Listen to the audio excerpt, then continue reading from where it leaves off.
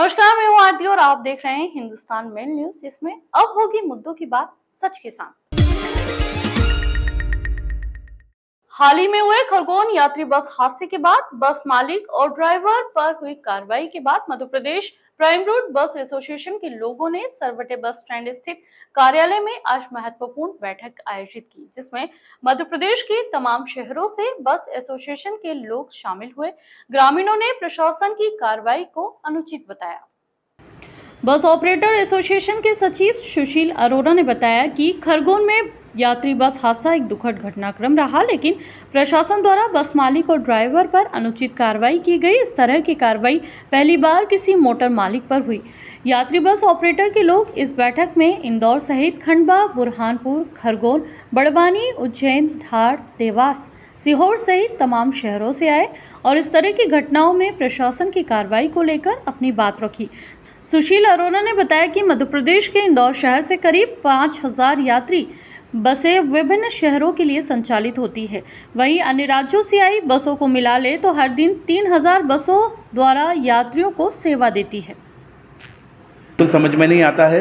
Police प्रशासन ने मुकदमा दर्ज करा है। हमारे जो व्हीकल लॉ है उसके अंदर कहीं पर भी इस चीज़ का वर्णन नहीं है कि आप मोटर मालिक के ऊपर कोई कार्रवाई कर सकते हैं। ओवरलोडिंग को कितना सही मानते हैं आप? इस वजह से क्या हालात हुए होंगे कि इस तरह से जो जहां दो बसें एक साथ चल सकती है वहां पर इस तरह के जो बस 50 फीट नीचे जा रही है? इस वाहन का जब हमने पता करा तो उसके अंदर स्टीयरिंग फेल होने की वजह से ये हादसा हुआ है।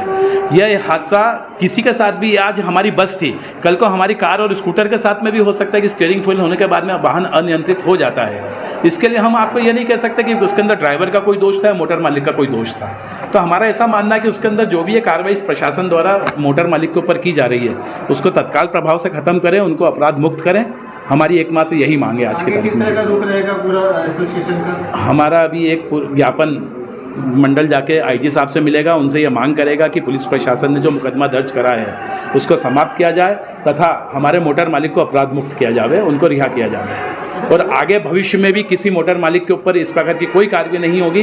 हम यही चाहते हैं बस। सर, ये आपकी बातें अगर नहीं मानी जाती तो आगे क्या बस चक्का जाम या कुछ विशेष थमने? यदि उस स्थिति तक हमको जाना पड़ा तो हम बिल्कुल उस स्थिति में जाएंगे, हम उस निर्णय को लेंगे। अभी हमारा एसोसिएशन इसके ऊपर निर्णय करेगा। माननीय आईजी साहब महोदय से मिलने के पश्चात हम लोग अभी परिवहन मंत्री, मुख्यमंत्री महोदय से भी मिलेंगे, हमारी मांग उनके सामने रखेंगे। हम बहुत जायज़ मांग के साथ में लड़ रहे हैं कि मुख्यमंत्री महोदय हमारी उस मांग को सुनेंगे कि मोटर मालिक के ऊपर इस प्रकार की कोई भी कार्रवाई अनुचित है, उसको नहीं किया जाना चाहिए। ड्राइवर और कंडक्टर ड्राइवर के ऊपर चूंकि वो वाहन चला रहा है 304A लगती है, वह भी एक जानबूझ के किया गया कृत्य नहीं है, इसलिए उसको भी वह मुकदमा उसको फेस करना पड़ता है, लेकिन वह एक स्वाभाविक क्रिया, न्यायालयिक प्रक्रिया के अंतर्गत आता है। हम उसके लिए तैयार हैं। सर, आज जो बैठक हुई है कौन कौन से एसोसिएशन के, कहाँ के बस मालिक? इंदौर का पूर्ण संभाग और प्रदेश स्तर पे हमारा प्राइम रूट एसोसिएशन के पदाधिकारी यहाँ पर सब मौजूद है। हमारे बस ऑपरेटर वहाँ पर मौजूद है और सबका ये मानना है कि यह जो भी हुआ है बस ऑपरेटर के साथ में ये गलत हुआ, हमको इसका विरोध करना चाहिए। बसें चलती है इंदौर से अलग अलग, यदि बात की जाए इस तरह की? इंदौर हमारा केंद्र है आज की तारीख में प्रदेश का। इंदौर से लगभग 5000। नेशनल लोक अदालत शनिवार 13 मई को लगाई गई। जिला कोर्ट परिसर में प्रधान जिला सत्र न्यायाधीश भगवती प्रसाद शर्मा ने नेशनल लोक अदालत का शुभारंभ किया। इस बार लोक अदालत में 50,000 से अधिक केस रखे गए, जिनका आपसी सहमति और सुलह से प्रकरणों का निराकरण हुआ। लोक अदालत में पहली बार प्रदेश में सड़क दुर्घटना में मृतक के परिवार को 60 लाख रुपए की राशि का चेक सौंपा गया। नेशनल लोक अदालत के लिए मध्य प्रदेश पश्चिम क्षेत्र विद्युत वितरण कंपनी के तत्वाधान में प्रभावी तैयारी की गई है। बिजली कंपनी क्षेत्र में 44 स्थानों पर आयोजित होने वाली लोक अदालत के लिए 35,000 से ज्यादा नोटिस जारी किए गए हैं। अदालत में प्री लिटिगेशन स्तर के प्रकरणों की सिविल दायित्व मूल राशि पर 30% तक छूट दी गई। ब्याज में 100% छूट मिली। छूट 50,000 तक के सिविल दायित्व के प्रकरणों पर ही प्रदान किया गया। कंपनी के एमडी अमित तोमर ने बताया कि बिजली वितरण कंपनी क्षेत्र में 425 जोन वितरण केंद्रों, कार्यालयों के माध्यम से लोक अदालत की सफलता के लिए तैयारी की गई है। ये 60 लाख रुपए करीब मिला है। किसने दिया है ये बीमा कंपनी ने। बीमा कंपनी। किस तरीके से ये कितने दिनों बाद ऐसे लोक अदालत में आपको मिला है लगभग? ये 2.5 साल करीब हो गए इसका। ऐसा है। हाँ, तो वो लोक अदालत का किसी ने बताया था आपको? लोक अदालत में। में जो केस आया है और आपको 60 लाख मिले हैं, तो इसके लिए किसी वकील ने आपको बोला था कि लोक हाँ, अदालत में आना? वकील साहब ने बताया था। क्या केस था ये पूरा जो कि आपके बालक की मृत्यु हुई थी? ये एक्सीडेंट हो गया था उसका। फरवरी 2021 की बात है ये। सलमान खान अपनी गाड़ी से जा रहा था, इसको पिकअप गाड़ी ने टक्कर मार दिया था, जिससे सलमान खान की मौके पर ही मृत्यु हो गई थी। इसके मृत्यु के उपरांत परिवारजनों द्वारा एक क्लेम आवेदन पर माननीय 22वें सदस्य श्रीमान मुकेश नाथ जी के यहाँ पर क्लेम आवेदन प्रस्तुत किया गया था, जिसमें टाटा AIG बीमा कंपनी द्वारा क्षतिपूर्ति राशि 60 लाख रुपए का अपना दायित्व स्वीकार करते हुए निर्णय दिया गया, जिसमें आज अवार्ड पारित किया जा रहा है, जिसमें 60 लाख द्वारा बीमा कंपनी टाटा AIG द्वारा अपना दायित्व स्वीकार किया गया है। और इसमें अधिवक्ता स्वयं गोपाल माहेश्वरी एवं साथ ही अधिवक्ता दीपक सोनी द्वारा पैरवी की गई थी। इसमें आपका नाम? मेरा नाम गोपाल माहेश्वरी, अधिवक्ता। बोल तो सवाल किया गया है। ये आज का दिन न्यायालय के लिए और न्यायपालिका से जुड़े सभी सदस्यों के लिए बड़ा शुभ है। आज एक पवित्र कार्य होने जा रहा है, जिसमें आपसी समझौते के माध्यम से महत्वपूर्ण प्रकरणों का निराकरण होगा। ना कोई जीता ना कोई हारा, इस थीम पर पक्षकारों के साथ बैठकर आपसी सहमति के माध्यम से प्रकरणों का निराकरण किया जाएगा, जिसमें बैंक और आपका सभी संस्थाएं, इंश्योरेंस कंपनीज, MPB और नगर निगम सभी का सहयोग भी लिया गया है। हमारे सभी अधिवक्तागण इसमें ज़ोर शोर से सहयोग कर रहे हैं। हमारे कर्मचारी न्यायालय के सभी सहयोग कर रहे हैं। आप पत्रकार बंधुओं ने भी इसका प्रचार प्रसार किया, आप सभी धन्यवाद के पात्र हैं। और इस लोक अदालत में बड़े महत्वपूर्ण प्रकरणों का राजीनामा हुआ है। जैसा कि अभी आपने देखा, एक बीमा कंपनी टाटा AIG ने अभी 60 लाख में एक समझौता किया, जिसका पक्षकारों को सीधा लाभ हुआ और उनको तुरंत पैसा मिलेगा, जो उनके परिवार के लिए उपयोगी होगा। इसके अलावा मैं एक और बात बताना चाहता हूं कि मेरी खुद की कोर्ट में 2 मामले हैं जो कि 12 करोड़ से ऊपर के हैं, और दोनों प्रकरणों में लोक अदालत में राजीनामा हुआ और उनका अंतिम रूप से निराकरण हुआ। ये बहुत बड़ा अमाउंट का केस है, जो कि सभी को प्रेरणा देगा कि आप लोक अदालत में आइए, अपने प्रकरणों का राजीनामा के माध्यम से निराकरण करिए और उस विवाद का हमेशा अंत करिए। तो आप सभी इसमें सहयोग करें, और हम लोग जो भी हमारे पास रिसोर्स हैं हम उपलब्ध कराने का पूरा प्रयास करेंगे। हाल ही में सुप्रीम कोर्ट में समलैंगिक मामलों को लेकर दायर हुई याचिकाओं के मामले में पूरे प्रदेश में विरोध प्रदर्शन सामने आ रहे हैं। इसी के तहत इंदौर में भी बार एसोसिएशन के अधिवक्ताओं ने महात्मा गांधी की प्रतिमा के सामने समलैंगिकता कानून का हाथों में तख्तियां लिए जमकर विरोध किया। जहां इंदौर के लीगल तिराहा स्थित इंदौर हाई कोर्ट और जिला कोर्ट बार एसोसिएशन के अधिवक्ताओं ने महात्मा गांधी की प्रतिमा के सामने असमलैंगिकता कानून का हाथों में तख्तियां लिए जमकर विरोध किया और नारेबाजी भी की। सैकड़ों की संख्या में पहुंचे अधिवक्ताओं ने इस दौरान एक स्वर में समलैंगिक कानून देश में लागू नहीं होने के लिए आवाज बुलंद की। हाई कोर्ट बार एसोसिएशन के उपाध्यक्ष रितेश हिनानी और अधिवक्ता स्वाति उखले ने बताया कि समलैंगिक कानून को मान्यता देने के लिए सुप्रीम कोर्ट में पिटीशन लगाई गई, लेकिन यह हिंदू संस्कृति के लिए हानिकारक है। हमारे देश में पति पत्नी का विवाह होता है, समलैंगिकता यहाँ नहीं चलती, किंतु यदि यहाँ समलैंगिकता चली तो इससे भारतीय संस्कृति खराब होगी, जिसके दुष्परिणाम सामने आएंगे। उन्होंने बताया कि समलैंगिकता कानून यदि देश में आ जाता है तो इससे बहुत सारी तकलीफें आएंगी, कई लोगों के वंश आगे नहीं बढ़ पाएंगे, 2 लोगों के विचारों में भी मतभेद देखने को मिलेंगे। उन्होंने कहा कि हम लोग आगे भी आंदोलन करेंगे और राष्ट्रपति के नाम ज्ञापन प्रेषित करेंगे।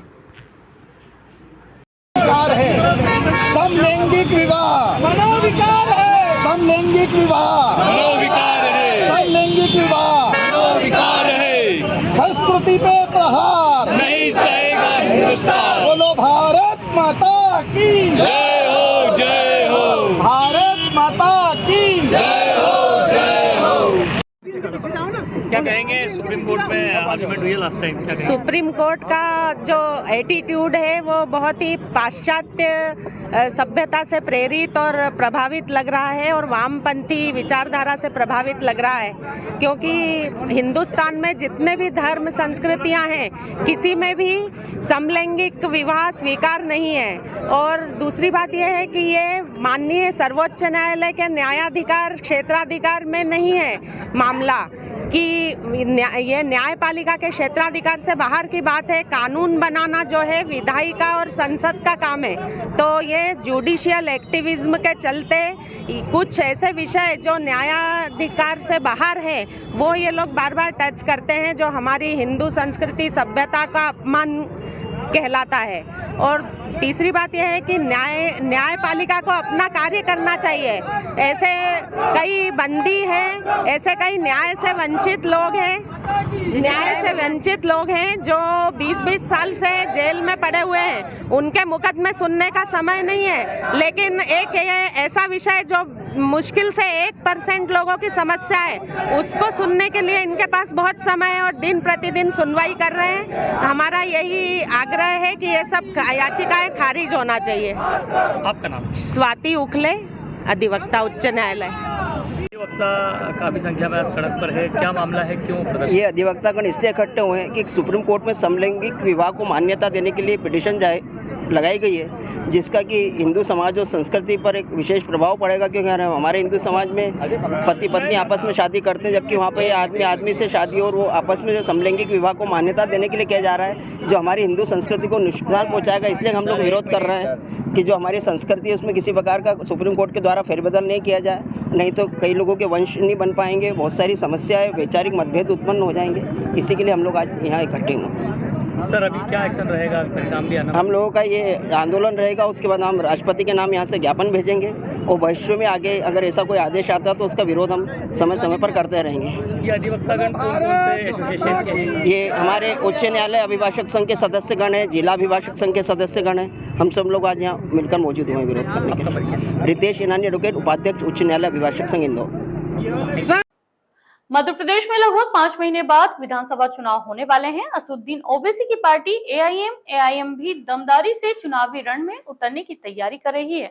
पार्टी ने इसे लेकर एक सर्वे कराया है। पिछले साल नगरीय निकायों के चुनाव में भी एआईएम ने अपने उम्मीदवार उतारे थे। इसमें कुछ हद तक कामयाबी भी मिली थी।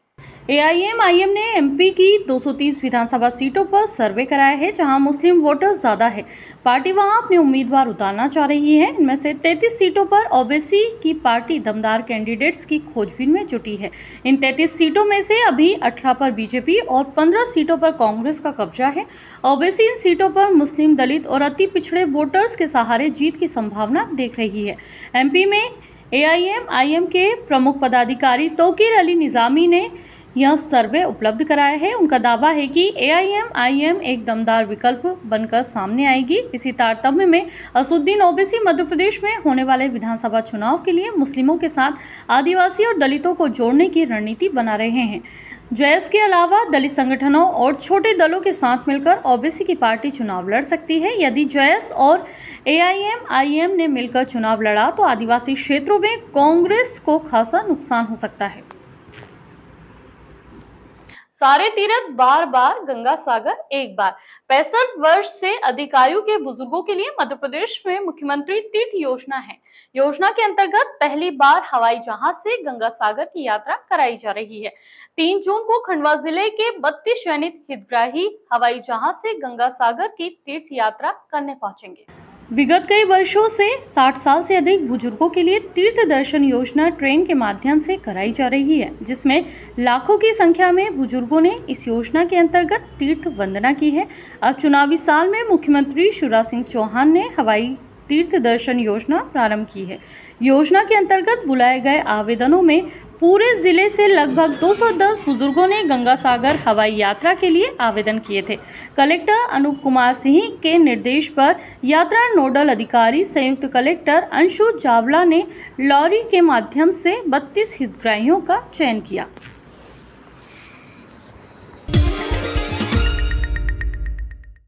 अभी के लिए इतना ही। ऐसी ही तमाम खबरों के लिए देखते रहिए हिंदुस्तान मेल न्यूज और चैनल को सब्सक्राइब करना ना भूलें।